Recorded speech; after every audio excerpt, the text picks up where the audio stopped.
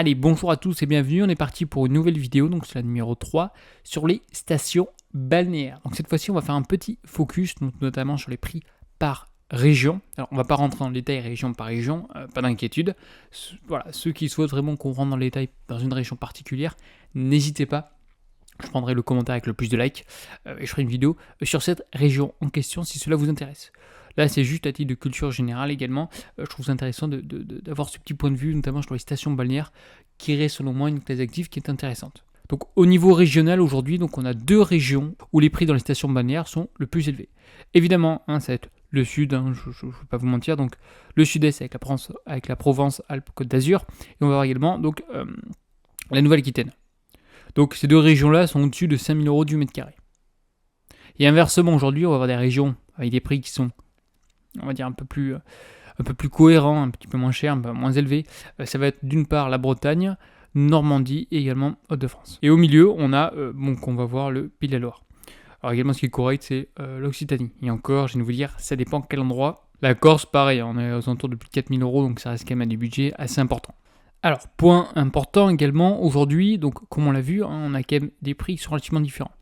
Donc généralement, là où les prix sont les plus chers, c'est pareil dans les grandes villes, les appartements les mieux placés, donc le prix de mètre carré les plus élevés, c'est ce qui résiste le mieux. C'est là où il y a le moins de volatilité. Même principe, en bourse, les actions les plus chères, les plus costauds, généralement, je dis bien généralement, sont les plus défensives. Okay, on va chercher la qualité. Les actions, comme pareil, les biens immobiliers, dès qu'il y a la qualité, moins c'est volatile. Dès que c'est cheap, dès que c'est un peu merdique, généralement il y a de la volatilité. Okay, par contre, ce qui va être, il y a d'une part la volatilité, mais également l'appréciation.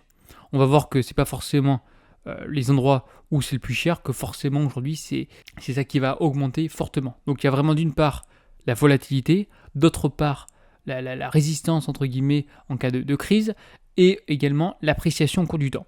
Donc ce qu'on peut constater aujourd'hui, donc depuis le 1er juin 2024 au 1er juin 2023, seule la région PACA aujourd'hui a vu ses prix, notamment au niveau des stations balnéaires, augmenter de plusieurs 0,3. Bon, techniquement, voilà, ça n'a pas bougé. Je veux dire, c'est stable, c'est plutôt costaud. On a vu également qu'avec Nice, c'est une ville qui résiste très bien aujourd'hui à la conjoncture actuelle. Contrairement à d'autres villes telles que Paris, Lyon, Bordeaux, toutes ces grandes métropoles aujourd'hui corrigent énormément.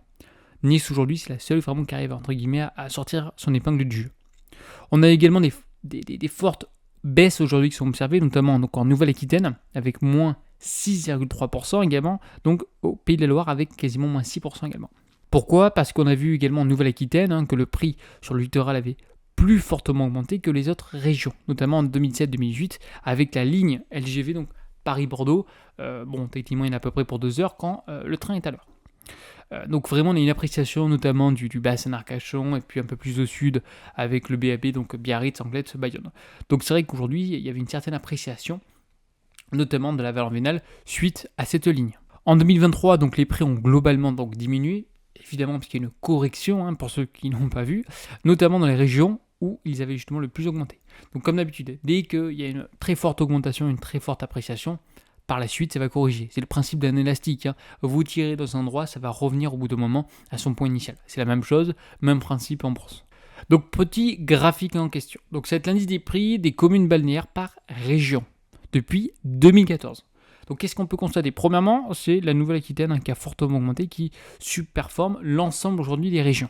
Comme on l'a vu, d'une part le train Bordeaux-Paris en 2 heures s'est plié, donc on a également bon nombre de Parisiens qui viennent aujourd'hui en Nouvelle-Aquitaine, à Bordeaux sur le bassin d'Arcachon, ou le BAB par la suite. On va voir également la Bretagne, même chose, même principe, la proximité avec notamment la région parisienne.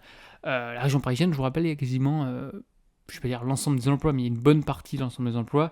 Toutes les grosses structures, tous les sièges sont situés quasiment à Paris. Donc vraiment, c'est là où les ménages ont des revenus plutôt élevés, contrairement à d'autres ménages qui habitent dans la province ou autres villes. C'est là vraiment où les ménages ont une forte capacité d'achat, généralement viennent de Paris. On va voir également par la suite, donc Pays de la Loire. On va voir également par la suite donc, la Normandie. Et puis après, les 2 derniers, c'est Occitanie et Provence-Alpes-Côte d'Azur. Comme quoi, le plus cher aujourd'hui, c'est pas forcément ce qui sous-performe le mieux. Par contre, ce qu'on peut constater, c'est qu'il y a moins de volatilité, contrairement aujourd'hui à d'autres régions.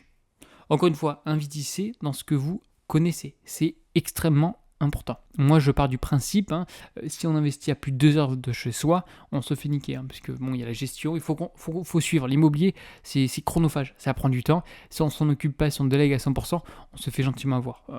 Question d'expérience, c'est sûr. J'ai bossé dans l'immobilier, je vous dis, si je suis sûr de moi à 100%. Donc, investissez également à proximité de chez vous. Alors sur 3 mois aujourd'hui, donc sur un an et sur 3 mois, qu'est-ce qu'on peut constater? Donc Nouvelle-Aquitaine, sur un an, très forte correction. Celle qui corrige le moins, Provence, Alpes-Côte d'Azur. On a vu ça par la suite. Ça, de toute façon, je vous l'ai déjà mentionné. Et sur 3 mois aujourd'hui, donc l'appréciation, ça va être surtout en Corse. Encore une fois, 3 mois, c'est pas grand-chose, surtout dans le domaine de l'immobilier. Je vais vous dire, je vais pas dire qu'on s'en fout des mois, mais un peu quand même. C'est pas forcément le plus important.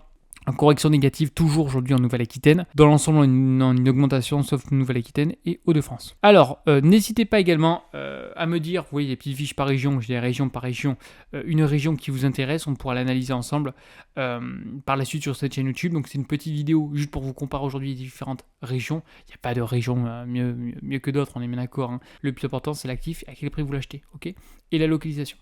Donc pour ceux qui ont des questions dans les commentaires, n'hésitez pas et je vous dis à une prochaine vidéo. Allez, bye bye.